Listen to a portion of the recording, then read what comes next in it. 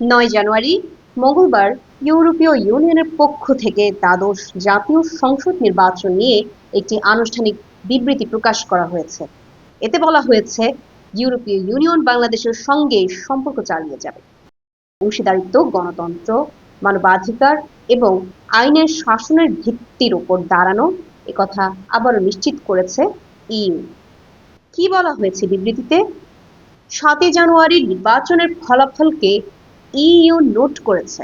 দুঃখ প্রকাশ করা হয়েছে যেসব প্রধান রাজনৈতিক দল অংশ নেয়নি, নির্বাচন বিশেষজ্ঞ দলের প্রতিবেদন ও সুপারিশ প্রকাশের সিদ্ধান্তকে স্বাগত জানানো হয়েছে। ইইউ জানিয়েছে, নির্বাচনে যেসব অনিয়ম হয়েছে সেগুলোর স্বচ্ছ ও পূর্ণ তদন্ত নিশ্চিত করা দরকার। তারা স্বচ্ছতা ও জবাবদিহিতা চায় নির্বাচন প্রক্রিয়ায়। নির্বাচনকালীন সহিংসতার নিন্দা করেছে ইউরোপীয় ইউনিয়ন।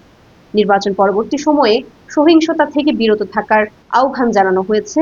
আইনের শাসন, বিচার বিভাগের স্বাধীনতা, শান্তিপূর্ণ সমাবেশের অধিকার, এই সব কিছুকে সম্মান করার উপরও জোর দেওয়া হয়েছে।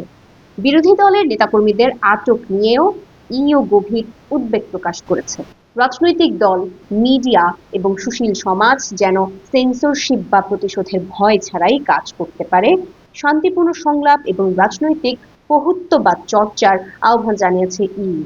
ইউরোপীয় ইউনিয়ন জানিয়েছে, তারা বাংলাদেশ সরকারের সঙ্গে মানবাধিকার, রাজনীতি, বাণিজ্য ও উন্নয়ন সব ক্ষেত্রে কাজ চালিয়ে যাবে। বিশেষ করে জিএসপি প্লাস সুবিধা নিয়েও আলোচনা চলবে। সুতরাং এটা স্পষ্ট যে ইইউ বাংলাদেশের নির্বাচন ও ভবিষ্যৎ সম্পর্ক নিয়ে সতর্ক, কিন্তু সহযোগিতামূলক অবস্থানে রয়েছে। আপনার মতামত জানাতে কমেন্ট করুন। ভিডিওটি ভালো লাগলে লাইক দিন, আর এমন আরো গুরুত্বপূর্ণ আন্তর্জাতিক আপডেট পেতে সাবস্ক্রাইব করতে ভুলবেন না।